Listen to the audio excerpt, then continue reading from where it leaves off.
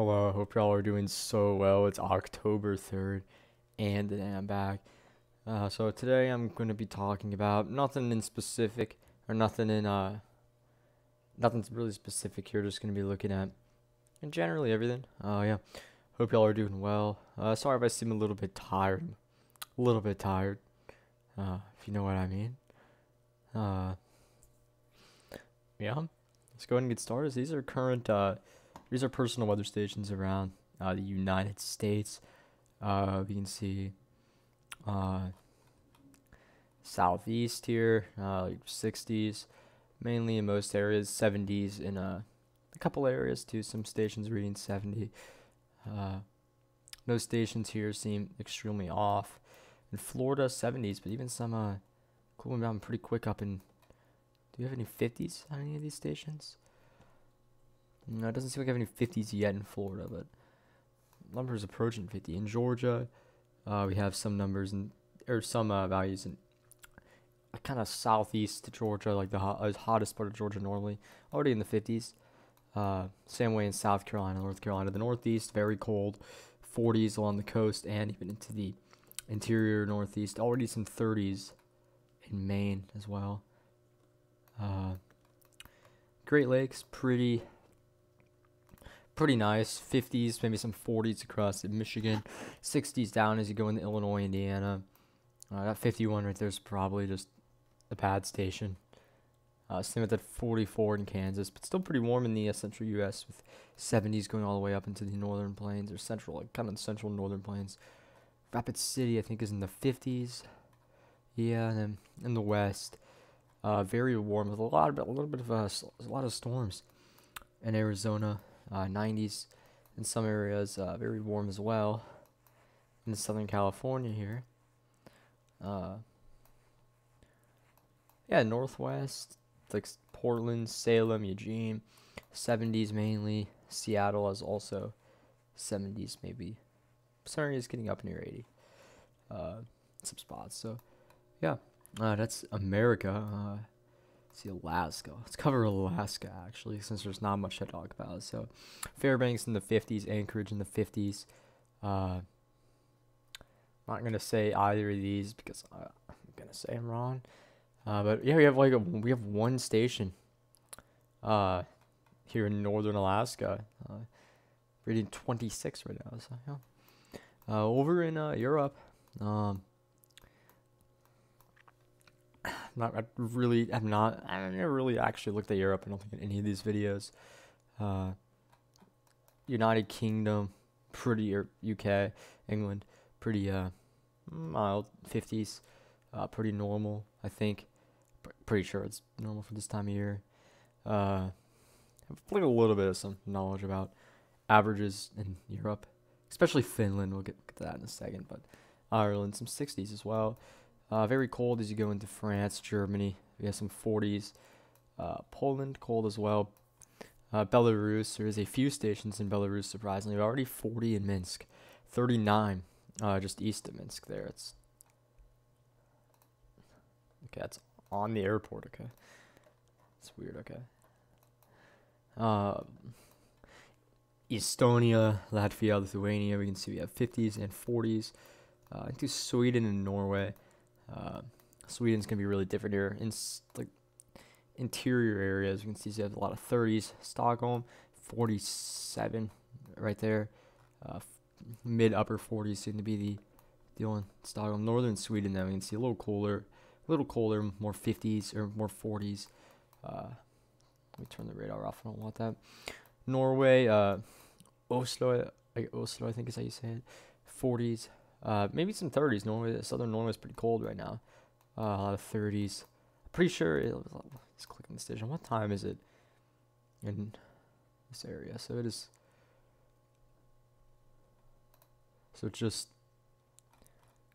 probably barely after midnight. Okay. Yeah. Yeah, it's probably like around midnight, I guess. Yeah, very cold in Norway. And then to the best country, Finland. Helsinki, we can see we got 40s mainly. Turku, 40s as well. Johansu, 40s. Pretty much like the same across the entire country, although we do have this little area where we already have station below free or at freezing somehow. Okay. Northern Finland, Lapland, pretty cold. Yeah, pretty normal. Nothing really that seems too abnormal in Europe right now. That's just that. Not really a whole lot to talk about. So it's been like 10 minutes talking about temperatures across the world, or across Europe and America. I'm sorry, the United States. United States. But yeah, looking at the tropics, we can see we have a 30% chance of formation with this disturbance right here. It is heading west, and over here, kind of in the middle of the Atlantic, we got 80% chance of formation in the next 5 days, 70 even the next 48, according to the National Hurricane Center. Taking a look at the models, the GFS model takes really, I mean, none of these do a whole lot. GFS model kind of just takes this into like a weak tropical storm, and then it just dies out as it moves northwest. Doesn't really do a whole lot. Is that it? Yeah, that's definitely it. European. See, the European does. European also just takes this northwest, turns into kind of tropical storm.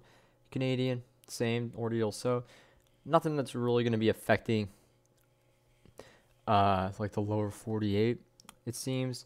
Right now we have a little like coastal low. It's pretty interesting off of the coast of like the mid-Atlantic northeast areas. But Canadian is hinting at one of these disturbances, that front one, actually making landfall over towards Central America there. GFS also has that, but it's not as strong. European probably doesn't go out far enough, or just doesn't have anything. It kind of does impact it, but not a whole lot. So yeah, that's tropics. Not a whole lot. Pretty calm right now, which is really good because Ian has done a lot of bad stuff to Florida. I mean, yeah, Ian was one of the most.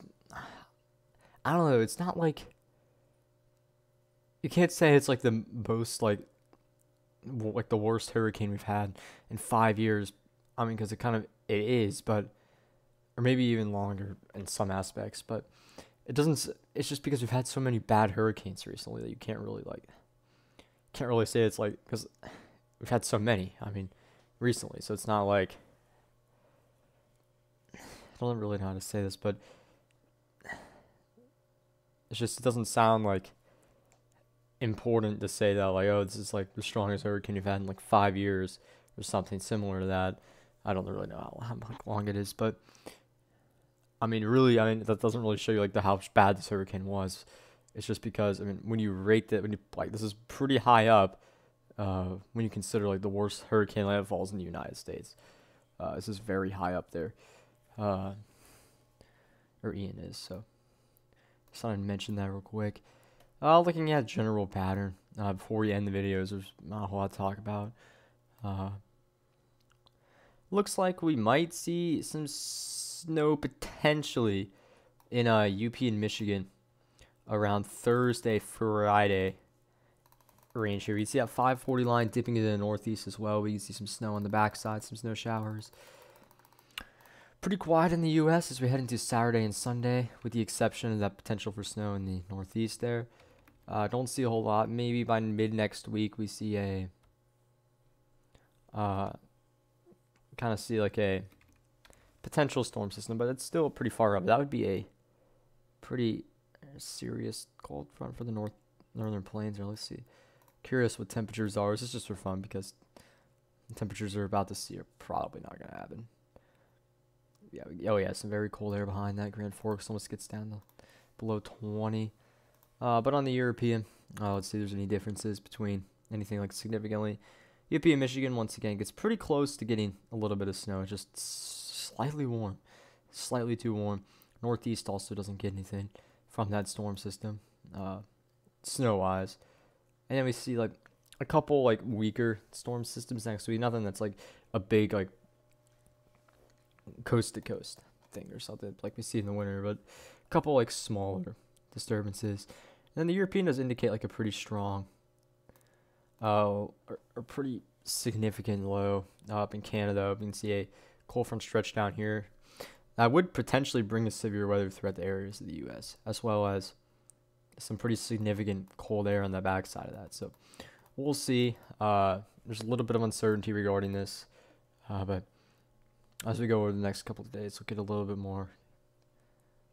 There'll be a little bit more changes with this most likely, but then we'll start to see if it will actually happen. Because I mean, an hour 234 here compared to the GFS, and yeah, it's not similar at all. Curious what the euro, or not the euro, the Canadian has. Okay, yeah. So I mean, there's a lot. I mean, it's not consistent. So we'll see. Real quick before I end the video, I just want to see. Let's say there is any of like the shorter range models have the potential for snowfall in UP and Michigan. So hopefully this will go far enough. So the NAM, okay, the NAM does indicate a little bit of snow falling across areas in northern Wisconsin and the UP and Michigan. I mean, that could be overdoing it a little bit, though. The NAM does tend to be cold. RDPS not going on, or not indicating anything. I think this goes out far enough. Not quite, okay. Wrap does not go out far enough, but yeah, maybe I give it less than a 50% chance, but maybe somewhere in UP and Michigan, or probably a 50% chance somewhere we'll see it, but maybe some areas could see some snow in UP and Michigan, northern Wisconsin. Probably not going to accumulate too much as it's too warm, and it's also going to be really quick, but maybe it'll be interesting to see if anything does happen. But yeah, so thank you for watching the video. I appreciate it. I hope y'all have an excellent evening, and I hope y'all all have a great day tomorrow. I should be back tomorrow. I had a midterm today. I don't think I have any. I have none this week, or I have no other midterms, so I should be pretty good to get a video out every day this week. Yeah. So yeah, thank you for watching. I appreciate it. Hope y'all have a great day tomorrow, and goodbye.